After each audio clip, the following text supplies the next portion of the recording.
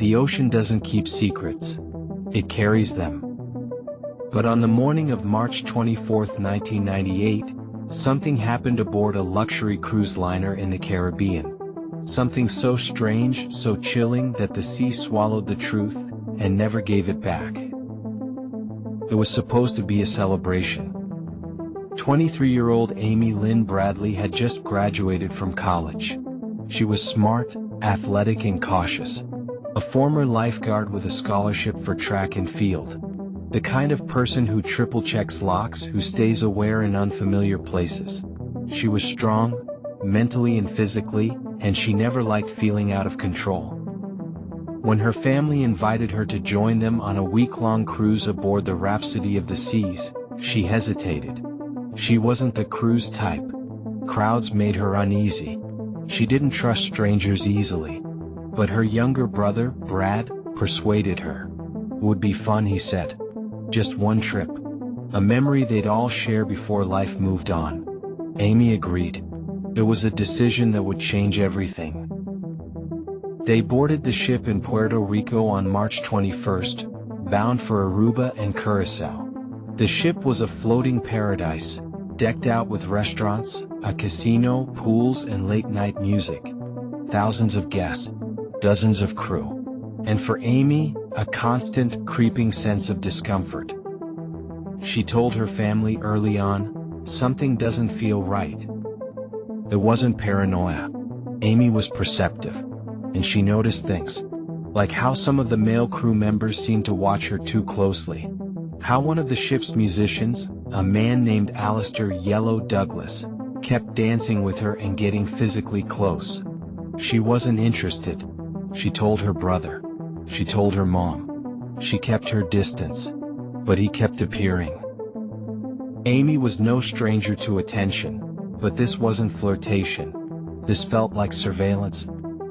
And then, in the early hours of March 24th, Amy vanished. No one heard a scream. No one saw her leave. And yet, just before sunrise, she was gone without a trace. From a locked room with family sleeping feet away. There was no blood. No signs of a struggle. No splash reported in the water. Just absence. Amy was never seen again. At least not officially. Because what came next only deepened the horror. Over the years, Amy would be allegedly spotted multiple times across the Caribbean. In brothels, on beaches, crying for help. One time even speaking her full name. But every time authorities arrived, she was gone. And to this day, no one has been able to explain how a healthy, alert 23-year-old woman, traveling with her family, could vanish from a cruise ship at sea, without anyone noticing. So what really happened to Amy Lynn Bradley? Was she abducted by someone on board? Did she uncover something she shouldn't have? Or was she the target of a trafficking operation hiding in plain sight? One thing is certain, this wasn't an accident. Because from the moment Amy went missing, everything that could go wrong, did. Delayed searches, missing footage, denials, red flags, and clues that were either ignored or buried. This is the story of a woman who vanished in paradise, and whose screams might still echo through the waves. Think you've heard the worst of it? You haven't. The real shock is still ahead. The night before Amy disappeared, March 23, 1998, was filled with music, drinks, and laughter.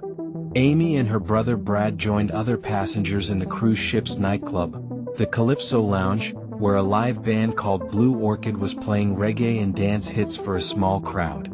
Amy danced with several people, including Alistair "Yellow" Douglas, the same man she had been wary of earlier. Security footage would later show Amy dancing closely with Yellow. At one point he reportedly placed his hand on her lower back. Amy didn't look comfortable. She later told her brother she didn't want anything to do with him, and she was going back to the cabin. At 3:35 a.m., the siblings returned to their stateroom. Amy went out to the private balcony for a smoke while Brad fell asleep. Their father, Ron Bradley, briefly woke up around 5:15 a.m. He glanced outside and saw Amy still sitting there awake. Nothing seemed out of place. But when Ron woke again at 6 a.m., Amy was gone. Her cigarettes and lighter were missing, but her shoes were still in the room. Her bed hadn't been slept in. And more importantly, her passport, ID, and all personal items were untouched. The ship was scheduled to dock in Curacao that morning. Ron and Iva immediately began searching the decks. They told staff, begged security to issue a call over the ship's PA system, and requested the gangways be closed until they found her. But Royal Caribbean declined. They insisted Amy had probably gone ashore early. They refused to make any public announcement, citing guest privacy. Passengers were allowed to disembark freely. That 2-hour delay may have been the biggest mistake in the entire investigation. By the time the crew finally agreed to page Amy over the intercom, she was long gone. Or worse. Things only got stranger. Ron and Iva split up and searched the ship themselves. They scoured every deck, hallway, and bathroom. Iva knocked on dozens of cabin doors, begging guests for any sign of her daughter. No one had seen her.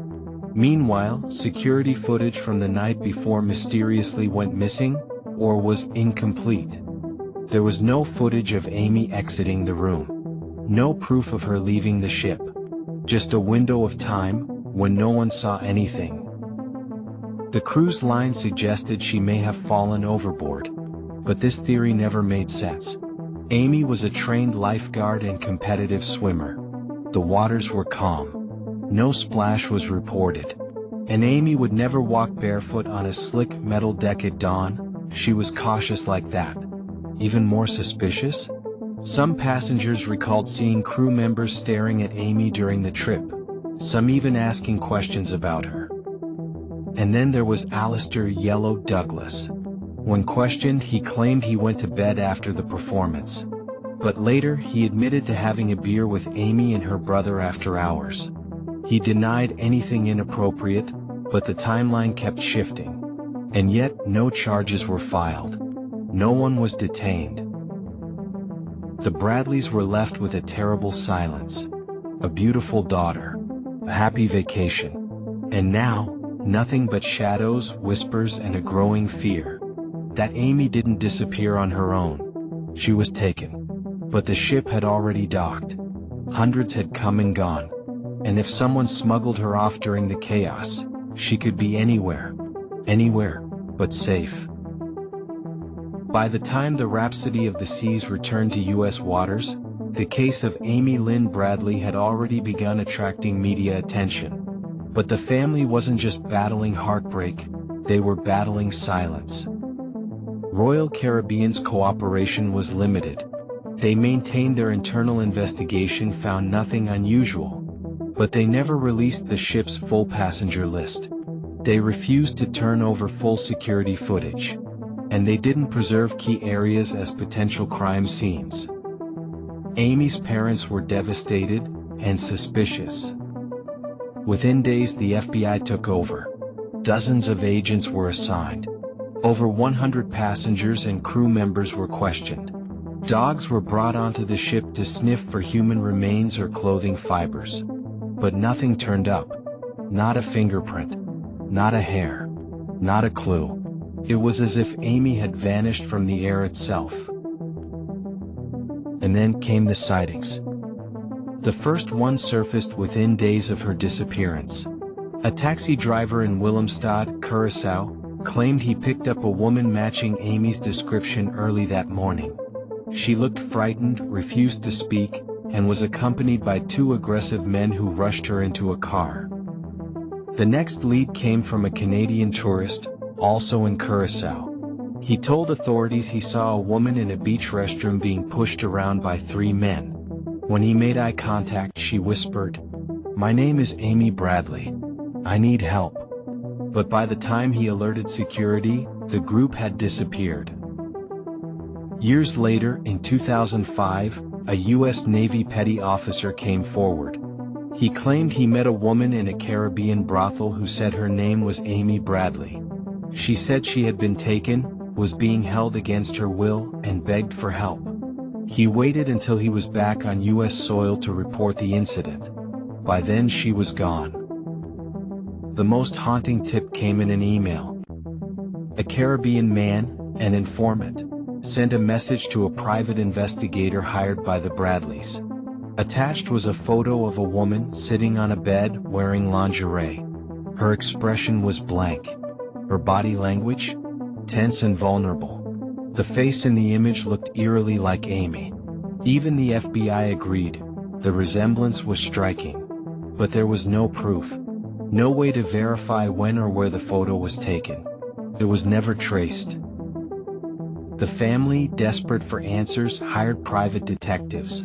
They even engaged bounty hunters and ex-military contractors to explore trafficking routes through Venezuela, Colombia, and the Dutch Antilles. One man claiming to be a former Navy SEAL told them he had eyes on Amy.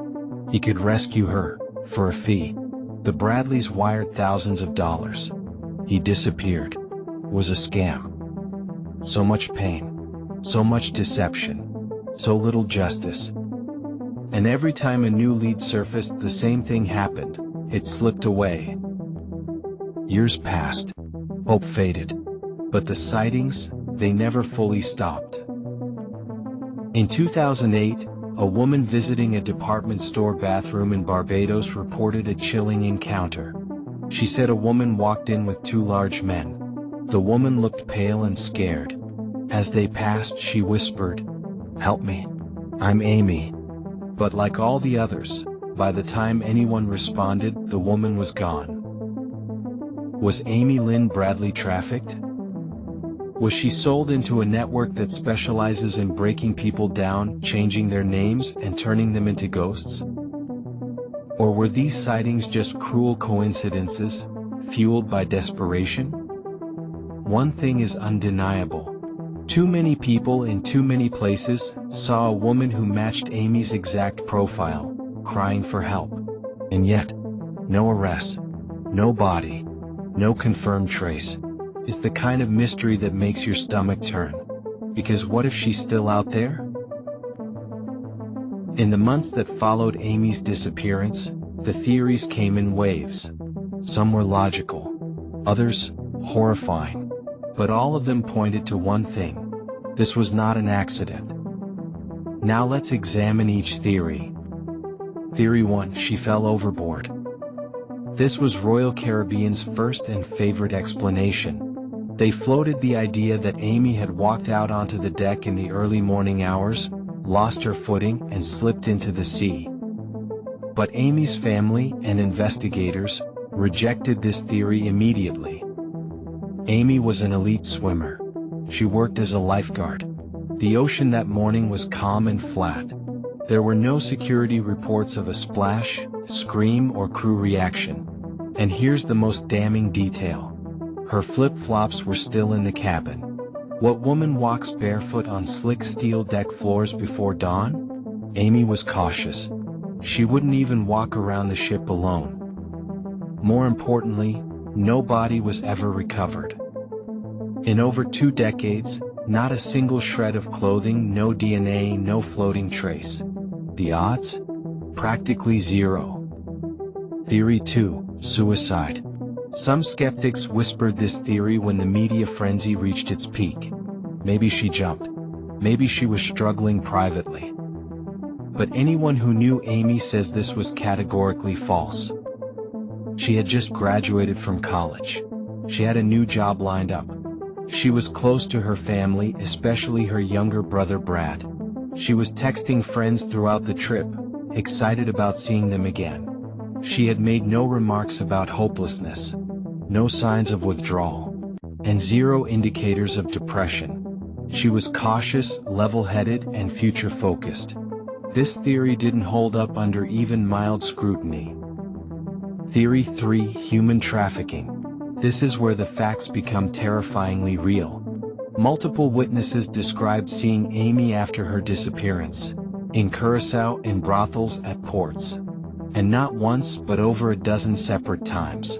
In each account she was described as pale, withdrawn, terrified. Some reports claim she tried to speak. Others said she was forcibly dragged away before she could. But one thing was consistent: she never looked free. Investigators began to consider whether someone on the ship had targeted her. Let's not forget, cruise ships are international zones. With thousands of people boarding and disembarking daily, many from countries without extradition agreements, it's the perfect environment for predators to operate in shadows.